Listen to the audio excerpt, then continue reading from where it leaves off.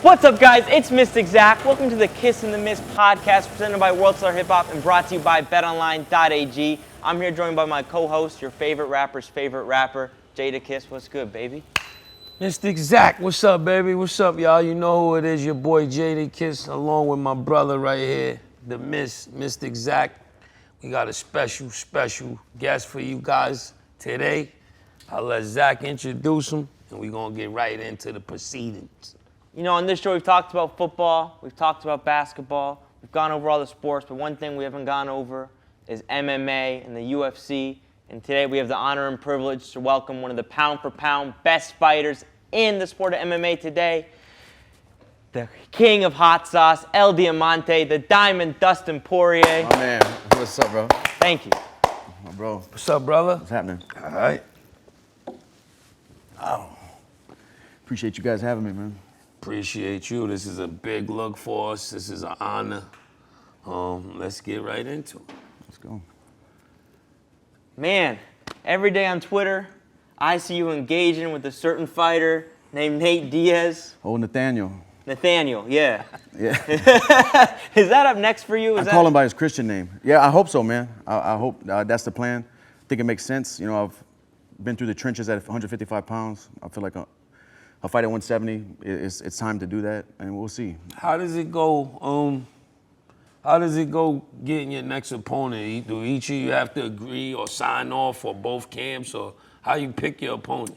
Yeah, so a few years ago they introduced rankings, so you try to always climb the ladder, fight the next guy ahead of you. But yeah, he has to do a deal with the UFC. That's what's holding this fight up. Is his part. So I have to do my deal. He has to do his. They're both separate deals. So as soon as that gets locked in, then the fight happens. So just like any other business or sport or profession, the business has to get handled first. Of course. Yeah. Okay. Yeah, and as you get higher in the rankings and you get up to bigger fights, the business side the hustle gets harder and harder. Yeah. Because at the beginning when you're fighting, it's just like fight whoever, get your name out there, get on a win streak. You're not really doing a whole lot of business. You're just trying to get your name known. To get out there. Yeah. You're just working hard, trying to win fights. But as you get to the top, it's less and less people that make sense to fight. So it's just all business. So you're from New Orleans? From Lafayette, Louisiana. Louisiana, excuse me, Lafayette, Louisiana. Shout out to everybody out there. You got a spot down here in Florida. Yeah, right down the street. Is it good for training? The warm weather? What's the? It's just I have some really good training partners in Louisiana and good coaches there too. But out here, the guys in Louisiana have jobs and they fight. But out here, these guys, that's how they eat. They fight for a living. Everything. So just the camaraderie, the training, the level of training and coaching, and it just makes sense for me to come out here. I usually do 8 or 10 weeks to prep for a fight. Mm-hmm. I bring my wife and daughter, get away from Louisiana, and just kind of lock down out here. Get in your zone. Yeah. No doubt. You talked about you potentially moving up to 170. How would your training camp be different going up to 170 as opposed to 155? I mean, my quality of life would be better because I have to, when I'm cutting to 55, I have to count calories every day, do the extra cardio. It's I'm still getting ready for a fight and getting better, but a lot of my training camp is focused on losing weight, burning calories, making sure I'm in striking range to cut the weight on fight week. If I fight at 170, I think I'll be able to enjoy myself a little bit better and eat more calories and more carbs. I'll probably recover better and have better training sessions. A lot of stuff, What's your regimen like? What's your eating, your diet like? I have a dietitian. At the beginning of camp, we eat pretty well, and then every week it kind of goes down in calories, down in carbs, and I switch over to more fats and high protein, less carbs. We eat carbs right after training.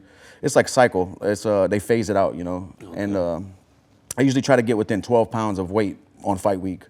Show up there 12 pounds and cut that water. That's fine. What kind of music you listen to, if any? While you training or, when you're trying to get in your zone, is it any type of music? Do you listen to music? Or for sure, man. Do you use it while you're boxing, while you're working out? Like if I'm doing MMA stuff, I usually listen to a lot of hip hop. If I'm boxing workouts, I love James Brown. I love old school that's stuff. Fire. I'll have Rick James on playing, I just like to get my zone with boxing. MMA, I listen to a lot of New York rap actually. J.R. Ryder. I gets the... What really got me, I used to listen to JR and Dipset back in the day. Kind of got away from it, and then when Joey Badass dropped a mixtape, 1999 or something. Shout out to Joey Badass, shout out to Static, those are my people. Yeah, when that Pro Era shit started coming out and Joey dropped that, that's got me back on New York rap, man, and I was like, That's what's Action up. Bronson, Joey Badass, JR. That's what's Yeah. up. Have you thought about petitioning for someone to walk you out in the UFC? I don't know why they let it happen in boxing. I don't know why we can't do it in the UFC. Yeah, I don't know why I haven't got called yet to bring somebody out in the UFC fight. It's very, very interesting to me, Zach. Would you be interested in doing that? Definitely. Yeah. I think it's lit right now. You know The sport's growing, man. So many eyes. Is evolving every day. Yeah. When we saw you go from featherweight to lightweight, you became one of the very best at 155 ever. You beat the who's who from Max Holloway, Anthony Pettis, Eddie Alvarez, Justin Gaethje, among others. Conor McGregor twice, obviously. Do you think you could see an even bigger jump when you go up to 170? You're less dehydrated, you feel better, you have a better quality of life. The thing is, I can make 170 easily, and I don't think I'm going to be too small. But those guys are big, man. Like Kamaru, like the champion, Kamaru Usman, he's huge, man. He's so long. I think the length and the fighting styles. If I fight a guy who's 200 pounds on fight night and he gets on top of me, everything's going to be harder to get back up and build back up. Techniques are just tougher to work when guys are big like that, especially guys who've been wrestling their whole life and put on size right after weigh-ins, Because when I fight at 55, I'll put on 20, before the fight. The next, in 24 hours, I'll put on 20 pounds. So these guys at 170, they're putting on at least that, So it comes down to that. But hopefully technique we'll see what happens, man. I don't know. But I just feel like 170 is the move right now. Got to be in your mind for you to. You feel it. That means you can do it. You can accomplish it.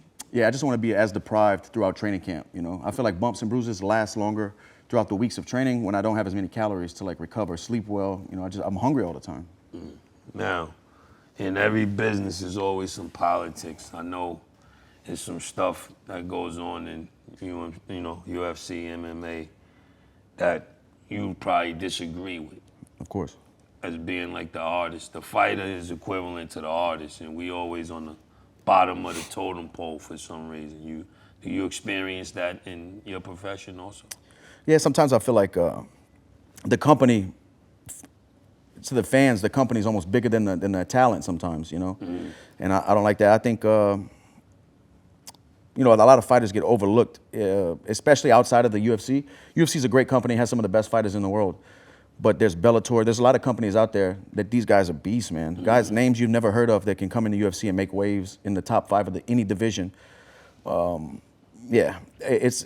has got their name so strong with mixed martial arts that they've become like the sport, MMA is the sport, but over the years, UFC has put their footprint in this game so big that they're the MMA, like they're the leader, Mm-hmm. But there's a lot of great fighters outside. A lot of my buddies fight outside of the UFC, and they're can give anybody one. Yeah. No doubt. What's up, guys? It's The Myst from the Kiss and The Myst podcast, and I'm going to assume that when you put your bets in, you do research on what you're going to bet, right?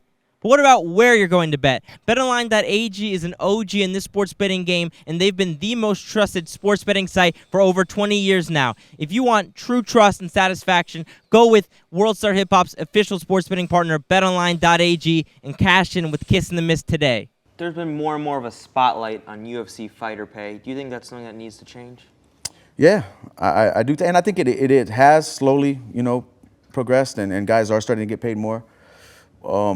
But I think we're far off from where we're going to be, and that's how it always is. Like my coaches weren't making the money I'm making when I put the gloves. Paving the way.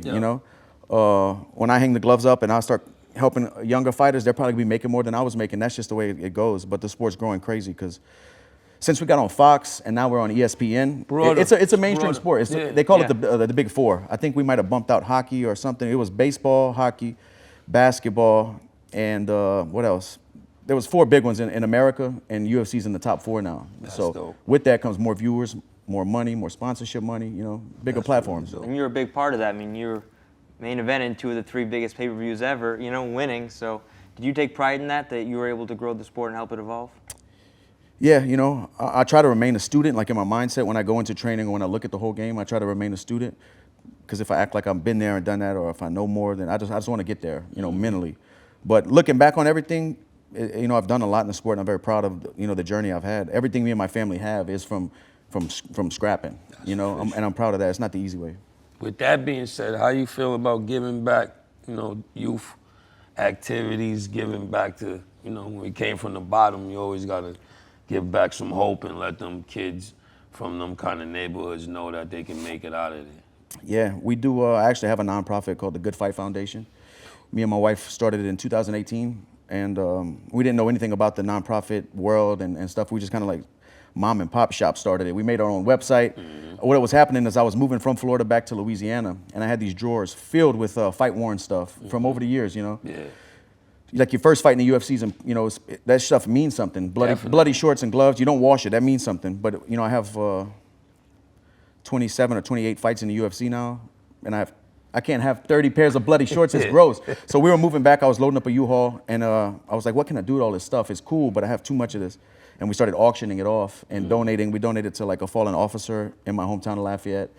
Then we did backpacks for every kid at a middle school, and it just kept growing, and then we ended up getting a 501c and started a nonprofit.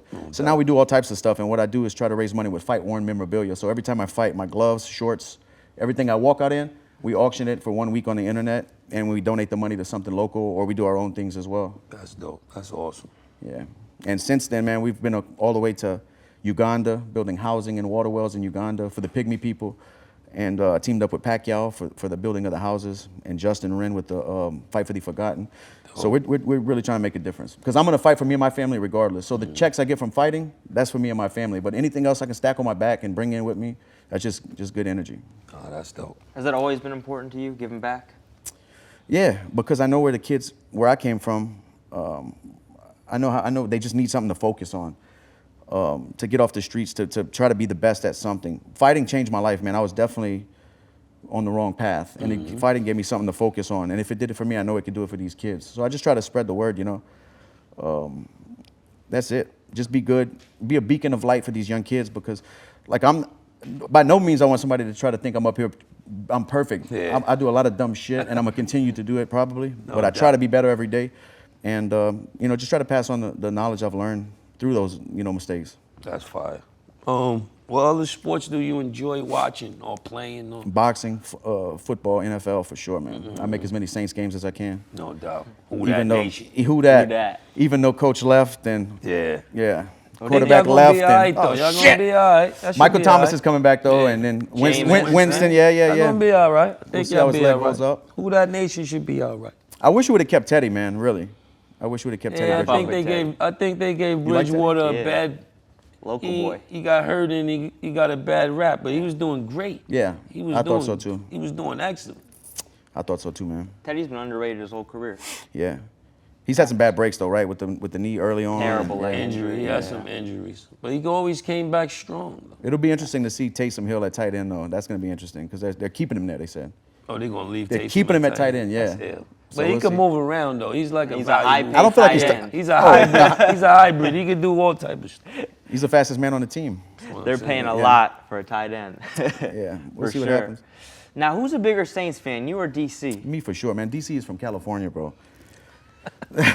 Me and DC grew up in Lafayette, Louisiana, but he moved to California, so I always bust his balls about that. You know, I moved back to Lafayette, so You're the real native, kind of like Jada still in Yonkers. No doubt. You know what I mean? Yeah, it's man. good to branch out, but always go back. always go home. Always go home. Yeah. You've had the spotlight on you since you were a young guy. I mean, the Fightville documentary, when you were an amateur, you got into the UFC so young. You've had, I mean, your track record is crazy, and you're still a young guy with a lot left to give. How has that been? Being a Man, I feel father like so I'm aging long? in dog years, bro. I'm aging in dog years. I'm 100-something. It's been fun. You know, I think Fightville started filming when I was 19 years old. Yeah. And it took a while to get the whole thing together. We put that out around 2011, and Netflix picked it up, then Showtime picked it up. So it was cool to get like a fan base from an early, you know, because that was the beginning of my career. So people have been with me, like you said, I've been in UFC at an early age. So people have been with me since the Fightville documentary, all the way to three title fights in the UFC. You know, it's been a crazy journey, and I feel like the fans feel that because they've seen it. You know, No, they're able to grow with you. yeah, Go on the journey I'm with thankful for that, to have the documentary done and have those moments of my life captured when I was struggling, and then, you know, pass it on. My daughter can watch it. That's important to me. It's a blessing. It's a For blessing. sure. I didn't see it back then, you know, but now looking back on it, it's awesome. That's fire. Do you think fans have connected to you especially well because you've always kept it real and been yourself?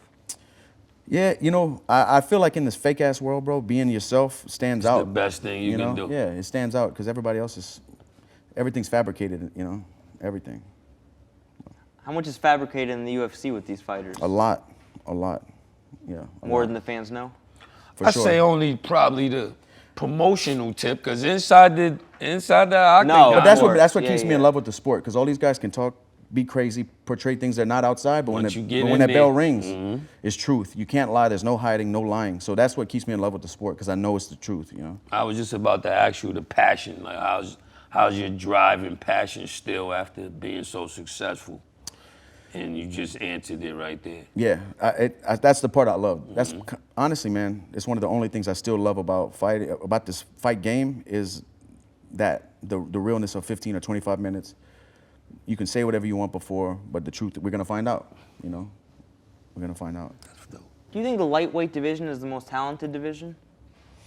I think there was a lot. I think it was top heavy for a while. I think every division has good fighters, but I feel like we had like a log jam at the top of guys who are ready to or on the cusp of a title shot.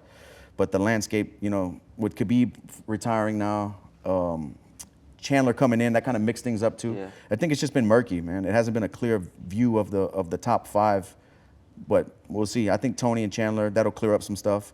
Oliveira and Gaethje are gonna fight, and I'll see what I'll do next. You know, if it's at 55 or 170. Do you think Islam is near Khabib's skill? Yeah, I do. Yeah, he's probably. I liked the Khabib. I thought Khabib was tough, man. I thought his mannerism and his whole way he handled himself was like different for me. Like, it was interesting. What stood out to you when you fought Khabib compared to other people? Because obviously he's not a normal individual. His intelligence of balance, where my weight needed to be to get back up off the ground, what I was going to do to try to scramble back up. Just very intelligent with the grappling, you know. Really, you know, the best. Not crazy strong, but he didn't need it. Just technique was incredible, you know. He knew what I was going to do before I did it, I felt like, with the weight distribution. Because when you're fighting and grappling, so much is going on. You know, there's a million things going on at once. It looks like a guy's just trying to get up, but I'm trying not to get my back. I'm trying to keep my overhook. I'm trying to get my hips to the mat, my back to the fence. A lot of things are going on. Still. And he's shutting down everything, you know. Did anything else surprise you when you fought him? Nah, honestly, dude, everything I prepared for is exactly what he did. That's to show you how good he is, because I had 10 weeks of preparing for exactly what happened, and I still couldn't get it done, you know. That's crazy. Yeah. How is he as a person? Like Khabib, how is he? I didn't spend a whole lot of time with him before the fight. I saw him before I fought Conor in Abu Dhabi, and he was very respectful. Yeah, real respectful.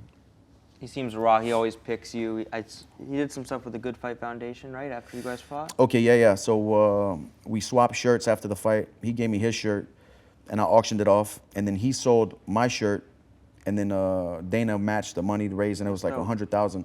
And we got the water wells built in Uganda with that money, awesome. actually. We talked about what made Khabib special. Who was the most special individual that you came across in the octagon?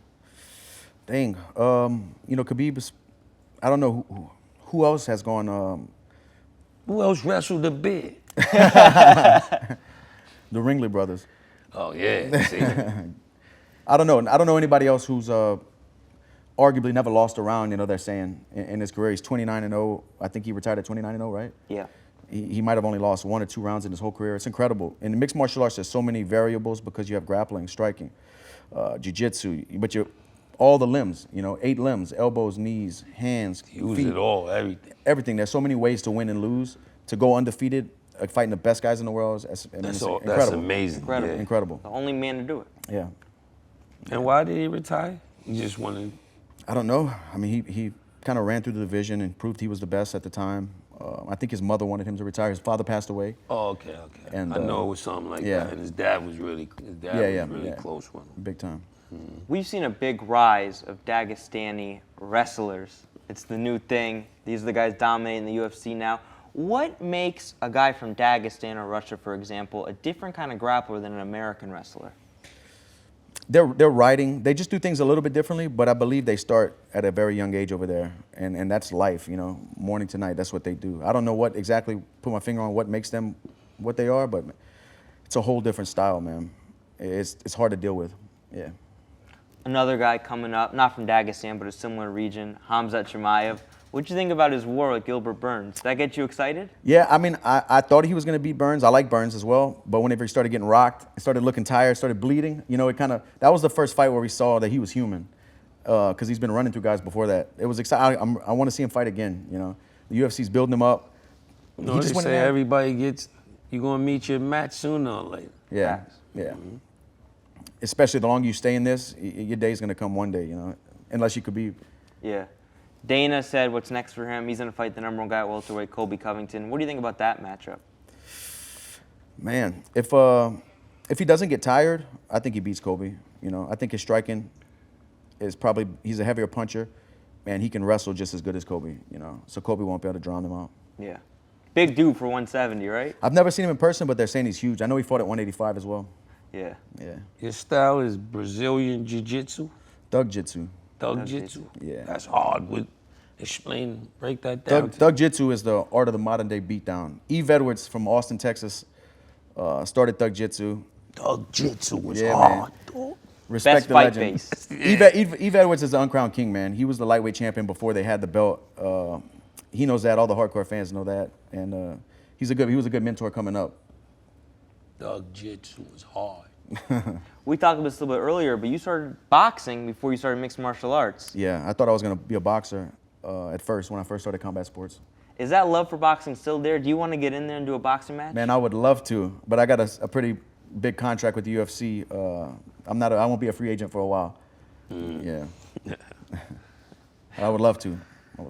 What do you think about the rise of influencer boxing? It's obviously boxing becoming a lot bigger with Generation Z, millennials, that type of audience. Do you think that's good for combat sports in general, for young kids to be watching? So that's the thing. I think it's good for combat sports in general, but to the casual fan, I don't think it's good because they look at these guys and think they're real fighters. They're portraying real, you know. Yeah. It gets the. It's like I don't know if it's a good comparison, but it's like a TikTok or an Instagram rapper pretending they're big and done it, but you paid your dues, you know, a pioneer of it. And you see these guys and people walking around thinking that they're really... They put in the same work as... Yeah. But what's the scary part is they can actually get elevated past somebody that put the work in and screw... We're living in crazy times with that stuff, screw up the narrative of the whole thing. You know what I mean? So you gotta be careful with that. Kids think they can just try anything because they see one of their favorite YouTubers or TikTokers doing it, and it might go all wrong. Yeah. Jake Paul's fighting hard for UFC fighter pay. Do you think that's good? I think you know, I don't know all the documents and the exact breakdown of what they're saying, the percentage of fighters getting paid total compared to total revenue of the company. I don't know any of that, but you know, if it brings a magnifying glass to the paperwork and makes people look into it, and you know, I don't think it's bad. Yeah. He's turning into a star for himself. You know what I mean? Yeah. Everybody ain't gonna be able to be like Jake Paul. He comes a diamond, you know. Yeah. And that don't come too often. Don't try that at home. Getting in the ring with the wrong person. At first, I was kind of on the fence about his fighting skills and stuff, but I mean, he's beaten. So I bet on him when he fought Ben Askren. I bet on him to win by KO. He clipped him, knocked him out. When he fought Woodley's not a boxer. Woodley's a heavy puncher who can wrestle. He's a great athlete. Woodley's not a boxer at all. You know, that impressed me though. He beat him twice, knocked him out. That's not easy to do. But I want to see him fight somebody who can box a little bit. Him and Logan have hinted at getting in the octagon. Would you welcome them in there with open arms? For sure. Yeah, I'd fight either one of them. How does that go? Wow. I know, but how does that go for the fans? I mean, full MMA rules? Yeah. I mean, it goes however I want it to go. It goes however I want it to go. And that's not a diss on them. That's This is what I do. Yeah, just putting respect in the sport, right? And the work you put in for a long time, right? Man. Wow. Yeah. You can't fake that.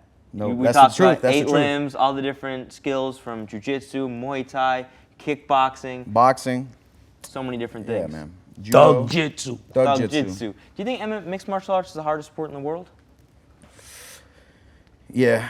I think to balance everything and be at the best, like all the arts you just said, there's so many things to try to conquer and to balance throughout training camp. It's tough, man. I used to think wrestling was physically the hardest sport, but I think mixed martial arts is.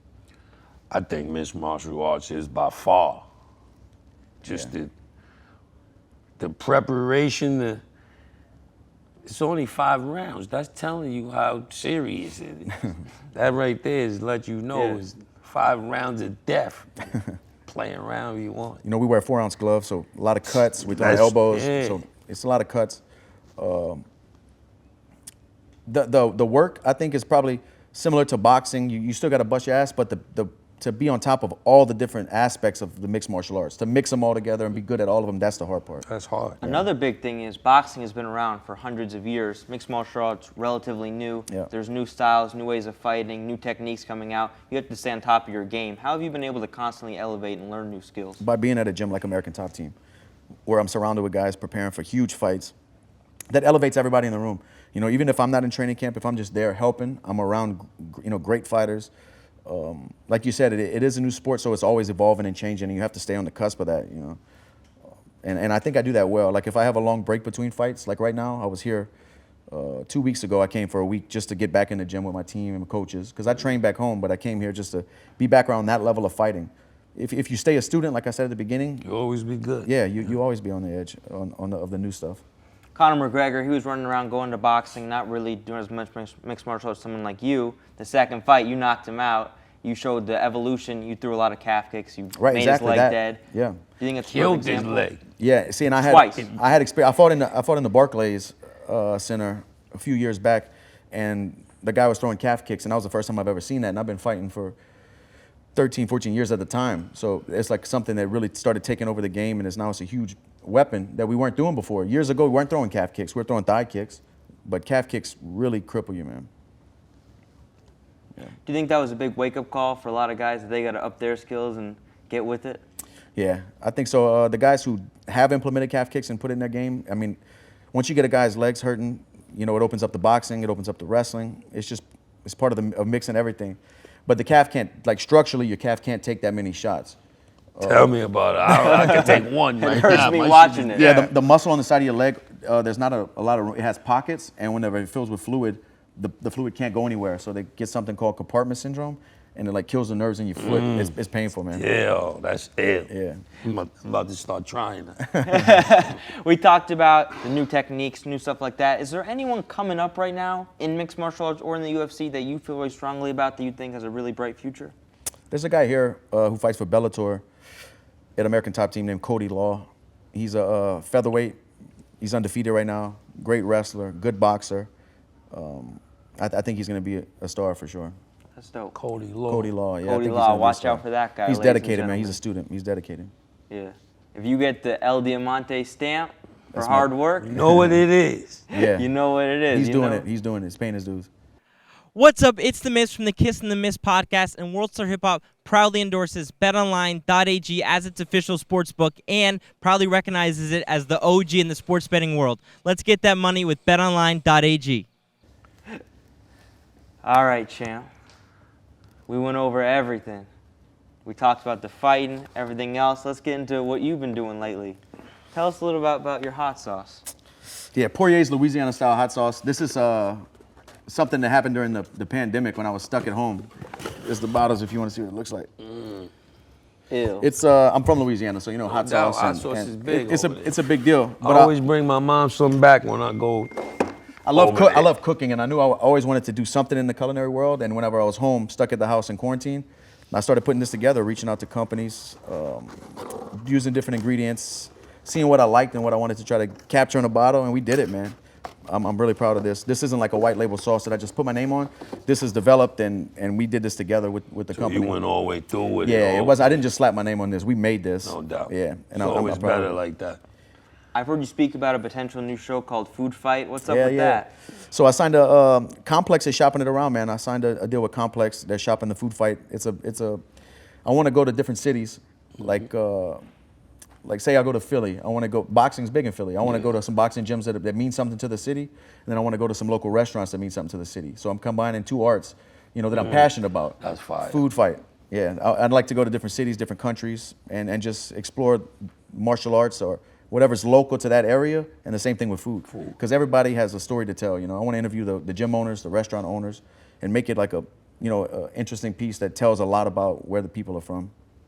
That's dope. Yeah. You're an eloquent speaker. We see you in Super Bowl commercials. You're trying to shop around TV shows. Is MMA commentary something that you'd be potentially interested in? I'd love to, man. I would love to get a shot to sit at the desk or even on color commentary and talk about fights. The thing is, there's nothing I can speak about anything going on because I've lived it and done it so many times. You know, I have 46 fights. I know it. I know everything that's going on in a fighting, so I can talk on it intelligently, I feel. That's just waiting for you to hang your gloves up. I think that's a no-brainer. You know what I mean? You're going to have to sit at the desk and give your knowledge. I just need my chance, man. You're rare, yeah. I just need my chance. You got to stay in the octagon right now. Yeah, I'm in my prime right now. Yeah, no, we need you inside. Yeah. Are you worried about the outside ventures potentially bleeding into your mixed martial arts training? Nah, because I don't overbook myself. When I'm in camp, when I come here for 8 weeks, like right now I'm here and there, but when I lock down for the training camp, nothing happens. I'm locked in, you know. It's a lot to think about, a lot of Zoom calls and stuff while I'm in training camp because of this, but I'm not traveling. It's not taking away my peace of mind or my training schedule. As long as I don't let that happen, I think I'm good. Mm-hmm. And right now I have a platform with these big fights. You know, I'm main eventing pay-per-views, doing interviews on ESPN and stuff like that. Anything that I have going on outside of fighting, I feel like that's the time right now I need to be promoting it and talking about it because I have the biggest megaphone with these big fights. The bigger the fight, the bigger the reach. So that now is the time. No doubt. Yeah. At the end of every Kiss and the Myst episode, we do a little something called drip check. Tell us what you got on, champ. Let us know the drip. The drip, man. These are some. I got some. You got the Yeezys I got on. the Yeezys on. Definitely. Got the Averex hat. Definitely. Averex shirt. They coming back strong, man. Averex is fire. I grew up on Averex. You know what it is. Yeah. Averex for life, baby. I got a bunch of jackets, big jackets. This is Robert Graham. Fire. That's it. It's a nice watch right there. Nice Cartier. Nice, nice. Yeah. I'm not on the AP like you, but I'm working on it. Nah, I got to give this back after the show. Well, this one's mine, so all right. I had to bring out the Myst glasses for the first time. Shout out to Jules to the Face. Bring out the Complex jeans, Complex Con jeans, the Art Basel guys, Balenciaga tee, and you know I got the Hamza on to protect me from all evil. Chrome Heart Trucker. Don't leave out your Chrome Heart Trucker. You know what it is. I'm so low key I keep it backwards. You heard? Wish you got on, Kiss. I'm quiet, man. I got the Thrasher Marys on. Them mean, man. Concept Air Max. Hard. Chrome Heart tee. Hard. I mean, little AP, little Cuban. Fire. I'm quiet, man. You know what I mean? I ain't bothering nobody. Oh, man. We thank you for coming on. We appreciate you. Keep knocking them out, champ. I will, man. Appreciate it. Love. Thank you, bro. My guy. Ladies and gentlemen, you don't got to go home, but you got to get the thing out of here.